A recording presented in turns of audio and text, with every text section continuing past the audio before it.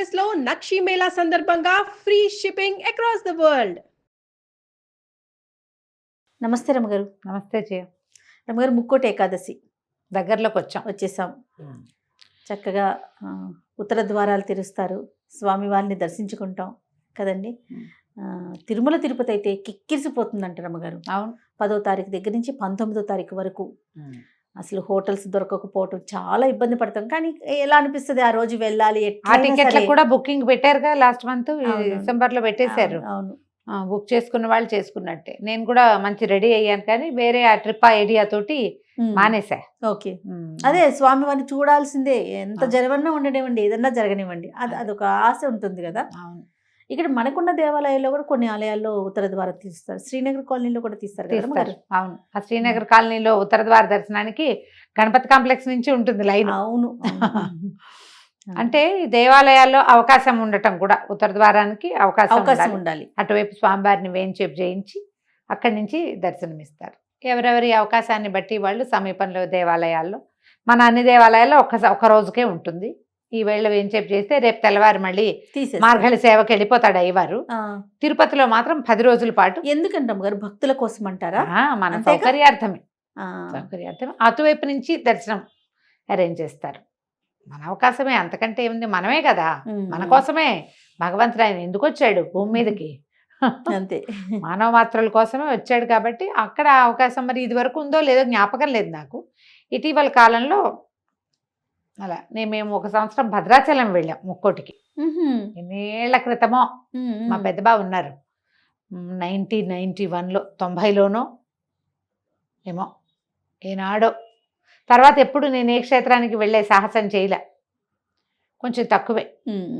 ముక్కోటి ఏకాదశి మామూలుగా మనకి ఏకాదశులు అన్నీ విశేషమైనవి. అవును, ప్రతి ఏకాదశికి దానికి ఒక ప్రత్యేకమైన పేరుంది, ప్రత్యేకమైన విశేషము. నెలలో ఆ రోజున తప్పకుండా ఉపవాసం చేయటము, తర్వాత ఏదన్నా దానం చేసుకోవటము, జాగరణ చేయటము, ద్వాదశి నాడు పారణ చేయటము విధానంగా చేసుకుంటాం. ఏకాదశి రోజు దానం కూడా ఉంటుందా రమ్మగారు? చేసుకోవచ్చు అమ్మా, మంచిది. మంచిది దానం చేసుకుంటే, అవకాశాన్ని బట్టి. అంతే. లేదా ఏకాదశి నాడు ఉపవాసం ఉంటే ద్వాదశి నాడు పొద్దున్నే భోజనం చేసి అప్పుడే ఏ బ్రాహ్మణుడికో లేదా సాటి వాళ్ళు ఎవరికైనా బట్టలు తాంబూలము దక్షిణ ఇస్తే మంచిది, విశేషమైన క్రియ. ఈ ప్రత్యేకంగా మన తొలేకాదశి ఎంత విశేషంగా చేస్తామో, అక్కడి నుంచి ఉత్థాన ఏకాదశి ఎంత విశేషంగా చెప్పుకుంటామో, వాటికంటే ఇంకా అమోఘమైనది ముక్కోటి ఏకాదశి. వాటికంటే కూడా ఈ ముక్కోటి ఏకాదశి నాడు ముక్కోటి దేవతలు వాళ్ళ ముక్కోటి దేవతల్ని దర్శించిన ఫలితం లభిస్తుందని, ముక్కోటి దేవతలు స్వామివారిని దర్శించడానికి వస్తారని, వాళ్ళ దేవతలకి కూడా ఈ సమయంలో దర్శిస్తే అమోఘమైన ఫలితం కలుగుతుందని, మానవులు మనకెంత అమోఘమైనది లభిస్తుంది. దేవతలే అలా అనుకుంటే భావిస్తే మనము అదే మనది ఇంకా కదా. అంతే. అయితే వైకుంఠ ద్వారాలు తెరవబడతాయని చెప్తారు. మామూలుగా వైకుంఠమట మనకి పురాణాల్లో ఎక్కడుందో తెలీదు. రాక్షసులు హరి కోసం వెతికారనే కథలు చదువుతాం మనం. హిరణ్యాక్ష హిరణ్యకశిపులు గాని చాలా మంది హరి ఎక్కడున్నాడో తెలీదు. వాళ్ళు దేవతల్ని పట్టుకుంటారు, బ్రహ్మలోకానికి వెళ్ళిపోతారు, బ్రహ్మదేవుడి కోసం తపస్సు చేసి ఆయన్ని చూడగలుగుతారు. పరమేశ్వరుడి కోసం కైలాసానికి వెళ్తారు, కైలాసం ఫలానా చోట ఉందని ఫిక్స్ తెలుసు అందరికి. ఈ వైకుంఠం ఎక్కడుందో తెలియదు, ఆయన ఎవరికి కనపడ్డు. కడలే కనపడుతుంది, దాని మీద ఉన్నవాడు కనపడ్డు. ఆయనతో ఒప్పుకుంటేనే ఆయన చూడగలుగుతారు. వీళ్ళు నన్ను బ్రహ్మాది దేవతలు నన్ను చూడాలనుకుంటున్నారని ఆయన సంకల్పించి వీళ్ళకి కనపడాలి అని భావిస్తేనే చూస్తారు, లేకపోతే లేదు. అందుకేనేమో కదా రమ్మగారు, మనం తిరుమల దర్శనానికి కూడా మనం అనుకుంటే వెళ్ళమట, ఆయన రమ్మంటే, ఆయన అనుమతిస్తేనే వెళ్ళగలుగుతాం మేము. అవును, అది చాలా ఖచ్చితమైన రూల్. ఆయన వైకుంఠానికి కూడా అంతే పద్ధతి. ఎవరి దారిని వాళ్ళు నడుచుకుంటూ వెళ్ళిపోవడానికి, కైలాసానికి ఋషులు మునులు రాక్షసులు దైత్యులు దానవులు సమస్తమైన వాళ్ళు వెళ్ళిపోతారు. ఆయన ఒప్పుకుంటాడు ఎవరినైనా సరే. భోలా శంకరుడు ఈయన ఒప్పుకోడు అట్లా. ఈయన ఒప్పించాలంటే ముందు ఆయన్ని మెప్పించాలి, మనం ప్రసన్నం చేసుకోవాలి. అట్లా అప్పుడు ఈ ప్రత్యేకమైన దినం రోజున, అంటే ముక్కోట ఏకాదశి నాడు వైకుంఠ ద్వారాలు వాటంతట అవి తెరుచుకుంటాయి. ద్వారాలు తెరిచి స్వామి అక్కడ దర్శనమిస్తాడు అందరికీ. ప్రపంచంలో ఉన్న వాళ్ళందరూ చూడగలుగుతారు. మనం నేల మీద ఉన్నాం, మనకు వైకుంఠం ఎక్కడికి వెళ్ళలేం. కాబట్టి సమీపంలో కొలువై ఉన్న స్వామిని ఎక్కడుంటే అక్కడ ప్రతిష్ఠ జరిగిన ఏ దేవాలయంలో అయినా కూడా ఇంచుమించుగా కొన్ని చోట్ల స్వయం వ్యక్తమైన దేవాలయాలు కూడా అవును. కనపడతాయి కదా, అక్కడ మనం వెళ్ళి దర్శనం చేసుకుంటే సాక్షాత్ వైకుంఠంలో చూస్తే ఎలాంటిది లభిస్తుందని దేవతలందరూ భావిస్తారు. అందులో కొంతైనా మనకి లభిస్తుంది. ఈ పవిత్రమైన రోజున ఉపవాసం చేయటం, తర్వాత తెల్లవార్లు జాగరణ చేయటం వైకుంఠ ఏకాదశికి, మర్నాడు పొద్దున ద్వాదశి నాడు పారణ చేసి ఎవరైనా ఒక బ్రాహ్మడికి భోజనం పెట్టడం, అప్పుడు మనం భోజనం చేయాలి. ద్వాదశి ఘడియలు దాటకుండానే మనం ఇది పూర్తి చేసుకోవాలి.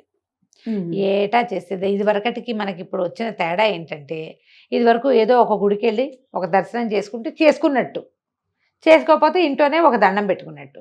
తెల్లవారు 6 నుంచి ఇంకా 6 కంటే ముందే కూడా నా లెక్క అయితే 6 టీవీ పెట్టామంటే అలా అన్ని దేవాలయాల్లో వైకుంఠ ద్వార దర్శనాలు అమోఘంగా అవుతాయి. చక్కగా భద్రాచలం దగ్గర నుంచి చూపిస్తారు, ఈ ఒంటిమిట్ట రామాలయాలు అవి చూపిస్తారు. మన సమీపంలో చుట్టుపక్కల ఉన్న మంచి మంచి విష్ణువాలయాలు పెద్ద పెద్దవి అన్ని చోట్ల కూడా ఆ దర్శనం దొరికేస్తారు. ఈ సోషల్ మీడియా వచ్చాక మనకు వచ్చిన అద్భుతమైన వెసులుబాటు ఏంటంటే, ఏ దేవాలయంలోనూ మనం అంత స్పష్టమైన దర్శనం చేసుకోలేకపోతాం. ఇట్లా చూసి వచ్చేస్తాం. అలా చూసి శంఖం చక్రం కన్ను పెదివి ఏం చూస్తాం, ఏ విగ్రహాలకి ఏమీ చూడలేం. కానీ కెమెరా రావటం వల్ల ఇదన్నిటిని క్యాప్చర్ చేస్తుంది చక్కగా, క్లియర్గా క్లారిటీతో క్లారిటీతోటి. అయ్యవారి కిరీటంలో ఎన్నెన్ని వజ్రాలు, ఎన్నెన్ని కెంపులు, ఎన్నెన్ని వైఢూర్యాలు ఉన్నాయో, ఆయన ఇటు నవ్వాడా, ఏ బుగ్గ పైకి లేచి నవ్వు మొహం కనపడుతోందో, హారతి ఇచ్చేసరికి నేత్రాలు పైకి కిందకి అవుతున్నాయి. చాలా చాలా దేవాలయాల్లో మనకు అసలు మనం అలంకారమే చూస్తాం. ఇప్పుడు అక్కడికి వెళ్తామా, మైసూరు చాముండి, అసలు చాముండి అమ్మవారు అది ఏమిటో తెలీదు, ఊరికే అలా చూసి వస్తాం. చిట్టి ప్రతిమ అమ్మవారి బుజ్జి ఇంతే ఉంటుంది, అలంకారం ఎంత ఉంటుంది, కన్ను పొడుచుకున్న అదేమిటో తెలియదమ్మా. అక్కడ 5 నిమిషాలు 10 నిమిషాలు నుంచుంటే ఏదో ఒక రేఖా మాత్రంగా స్వరూపం కనిపిస్తుంది.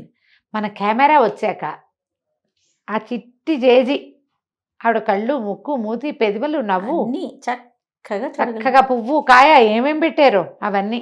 పద్మావతి దేవిని అమ్మవారిని ఎన్నిసార్లు వెళ్ళి ఉంటాను జయ నేను. అలవేలు మంగాపురం తిరుపతిలో ఉన్నప్పుడు వారానికి 3 సార్లు కూడా వెళ్ళిపోతుండేదాన్ని. కానీ ఎప్పుడు అవన్నీ అత్యంత స్పష్టమైన దర్శనాలు ఇప్పుడు మనకి కుదురుతున్నాయి కెమెరా వెళ్ళటం వల్ల. అసలు చక్కగా చిన్న సొట్టలున్న విగ్రహం, స్వరూపము, నేత్రాలు, మధ్యలో ఈ అభిషేకం చేస్తారు. అభిషేకం చేసినప్పుడు ఇట్లా నేత్రాల స్వరూపం కనపడుతుంది. మామూలుగా అంత స్పష్టమైన ముఖ కవళికలుగా మనకు తోచవు, కానీ ఈ పసుపు నీరు గంధం నీరు పడేసరికి స్పష్టత రేఖలు కనపడుతూ ఉంటాయి క్లియర్గా. ఎంత లక్షణంగా దర్శనం అవుతుందో. ఎందుకు ఎక్కడికైనా పరిగెత్తడం, హాయిగా టీవీ పెట్టి కూర్చుని చకచక్క పని చేసేసుకుని. నేనైతే 100% టీవీ దగ్గరే ఉంటా జయ. కళ్యాణాల వేళలప్పుడు అన్ని కళ్యాణాలు నేను టీవీలోనే చూస్తా. ఇంక అక్కడికి పరిగెత్తుకెళ్దాం అయితే ఉండదు, పరిగెత్తుకెళ్దామని. కానీ ఎప్పుడైనా సరే క్షేత్రంలో దర్శనం, సన్నిధిలో ఉండటం అనేది మహాద్భుతం. జీవితంలో 1-2 సార్లు చేస్తే చాలా ప్రతిసారి పరిగెత్తక్కర్లా. ఓసారి వెళ్ళి ఒక్కసారైనా మనం సన్నిధిలో ఆ అనుభవాన్ని, ఆ అనుభూతిని మనం స్వయంగా ఆ మంత్రం చెవిని పడ్డం, ఆ క్రియ మనమే నేకడైతే కంటితోటి, వాడెవరో కెమెరాతో తీసింది మనం చూడటం కాకుండా చూడాలి. మన ప్రెజెన్స్, మన ఆత్మ అక్కడ ఏమవుతుంది, అది మన ఆరా పుల్ అవుతుంది మంది, మన ఆత్మ పరమాత్మకి దగ్గర అవుతుంది. అవును, ఇది మంచిదే. కానీ మనకున్న అవకాశాన్ని వాడుకోండి. ముక్కోట ఏకాదశి అత్యద్భుతమైన ఏకాదశి. ఒకవేళ ఇన్ని ఏకాదశుల్లో ఈ నెలకు వచ్చేటువంటి 2, 2, 12, 24 ఏకాదశుల్లో మీరు ఏ ఏకాదశి నాడు ఉపవాసం ఉండకపోయినా, మీకు కుదరకపోయినా, ముక్కోటి ఏకాదశి నాడు ఉపవసించండి. కనీసం అన్నం మానేయండి. ఇంకేదైనా భిన్నం తినండి. మాత్రలు వేసుకుంటారు, మందులు వేసుకుంటారు, పని చేసుకుంటారు, అలసిపోతారు, కాబట్టి ఆకలికి ఉండలేరు. చిన్నపిల్లలు ఉన్నారు, మీకు పెద్ద వయసు ఉంది, ఏ కారణమై ఉన్నా కూడా ఏదైనా ఒక భిన్నమైంది తినండి. ముక్కోటి ఏకాదశి నాడు సాధ్యమైనంత తక్కువ మాట్లాడండి. వీలైనన్ని సార్లు హరినామస్మరణ చేసుకోండి. ఏదో టీవీలో అది మోగుతుంటే కనీసం ఓసారైనా కన్ను దాని మీదకి వెళ్తుంది. ఏదో గోవింద నామాలు కానీ ఏమైనా అట్టి పెట్టుకోండి, అవి వింటూ ఉంటాం.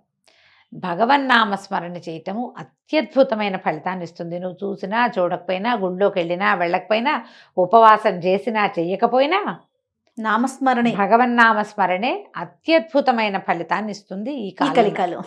ఈ కాలంలో. వీలైనంత నామస్మరణ చేసుకోండి. అవకాశం లభిస్తే ఏదైనా ఒక దేవాలయానికి వెళ్ళి దర్శనం చేసుకుని రండి. ఏకాదశి ఎలా వచ్చింది ఎట్లా అనేది మనం ప్రతిసారి చెప్తూనే ఉన్నాం. చెప్తూనే ఉన్నాం.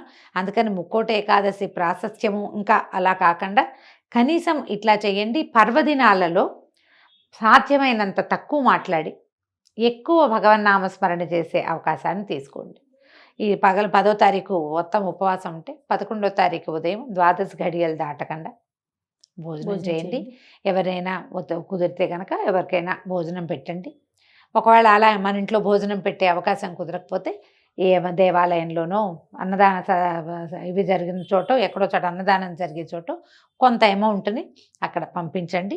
అన్ని చోట్ల అన్నదానం జరుగుతుంది. మీ పేరున జరిగినట్టే మన ప్రయత్నంతో జరుగుతుంది కాబట్టి అట్లా ఏదైనా చేసుకోవచ్చు. ద్వాదశి నాడు మీరు ఇది ఇవ్వచ్చు, మన మోయిని ఇవ్వచ్చు. ఎలా మన స్వయం పాకం ఇస్తాం, ఎవరికైనా స్వయం పాకం ఇవ్వచ్చు, వస్త్రాలు ఇవ్వచ్చు, పళ్ళు ఇవ్వచ్చు, ధాన్యం ఇవ్వచ్చు.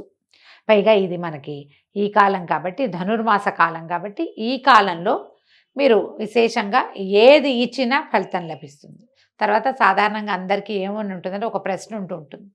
దేవాలయానికి వెళ్ళాం, అక్కడ ప్రసాదం పెడతారు, తీసుకోవచ్చా తీసుకోకూడదా? ఉపవాసం కదా, ప్రసాదం ఏముంటుంది సాధారణంగా? వెణ్పొంగలి, చక్కెర పొంగలి, పులిహోర, దద్దోజనం ఉంటాయి. దేవాలయ ప్రాంగణంలో తింటే తప్పు లేదు. అది అన్న రూపంలో అన్నంతో చేసిన ఏ ప్రసాదం అయినా కూడా తప్పులేదు. దేవాలయంలో అక్కడ మీరు వెళ్ళిన గుళ్ళో ఏది ప్రసాదం అని చేతిలో పెడతారో కళ్ళకద్దుకుని నోట్లో వేసుకోండి. సాన్నిధ్యంలో ఉన్నప్పుడు తప్పు లేదు. అది ప్రసాదమే, అది అన్నంగా భావించద్దు. స్వామివారి ప్రసాదం వారికి నివేదింపబడింది. సూక్ష్మాంశంలో స్వామి గ్రహించింది. అది పవిత్రమైపోయినట్టే. దానికి బియ్యపు భావన అవి ఏముండవు. ఇంకా ఆలోచించకుండా ప్రసాదం తీసుకోండి. మీరు ఇంటికి తెచ్చి కవర్లో ఇది తింటే మాత్రం తప్పు. అది చెయ్యొద్దు. సన్నిధిలో తీసుకోవచ్చు. చేతులు మారితే దాని రూపం మారిపోతుంది. లోపల అయితే మాత్రం తప్పకుండా తీసుకోవచ్చు. ప్రసాదంగా తీసుకోండి. ఫలహారం చేయొచ్చు. చక్కగా ఈ ముక్కోటి ఏకాదశిని సుసంపన్నం చేసుకోండి. ఏడాదికి ఒక్కసారే వస్తుంది. తప్పకుండా రమ్మగారు. ఎక్కడ కుదిరితే అక్కడ దేవాలయ దర్శనం చేసుకోండి. అయితే రమ్మగారు, అన్నం మాత్రం తీసుకోవద్దు, ఇంకా తప్పకపోతే భిన్నంగా ఏదైనా తినండి అని చెప్తా ఉన్నారు. దీనికి ఏమైనా ప్రత్యేకమైన కారణం ఉందా? మురాసురుడిని సంహరించడానికే ఏకాదశి శక్తి బయటకు వచ్చింది స్వామివారిలోంచి. ఆ మురాసురుడు బియ్యంలో దాక్కున్నాడని చెప్తారు. అందుకని ఏకాదశి నాడు ఈ బియ్యం తినకూడదు అని. అందుకే ఈ కథ అంటే మనకి పురాణోక్తమైన గాథ అయితే ఇదే. అందుకు తినకూడదు. నేను అనుకుంటా జయ, ఊరికే లోపాయికారిగా చెప్పడం అన్నమాట. ఇది నెలలో 15 రోజుల్లో ఒక భాగం, రెండో 15 రోజులు రెండో భాగం కదా, అంతే. కనీసం 2 సార్లైనా నువ్వు తినేది మానేయాలేమో ఆరోగ్యానికి. ఆరోగ్యరీత్యా అన్నం మానేయాలి, నిరాహారంగా ఉండాలి. నిర్జల ఏకాదశి కూడా ఒకటి ఉంది, అసలు నీరు కూడా తీసుకోకూడదు. సాధ్యమైనంత లిక్విడ్ డైట్ మీద ఉంటే హెల్త్కి మంచిది. అవును. మానవులు ఆరోగ్యంగా ఉండడానికి ఇది ఒక విధానం. ఒకటి ఏకాదశి, రెండోది పౌర్ణమి, అమావాస్యల్లో కూడా ఇదివరకు భోంచేసేవాళ్ళు కాదు. నెలలో 4 ఉపవాసాలు ఉండేవాళ్ళు. నెలకి 4 ఉపవాసాలు ఉండటం మంచిది ఆరోగ్యానికి. అంతే కదా. అంతే. ఈ మురాసురుడు బియ్యంలో దాక్కోవటం వల్ల ఈ బియ్యం తినద్దని చెప్తారు. అదే విధానం. రైట్. నమస్తే రమ్మగారు. నమస్తే జయ.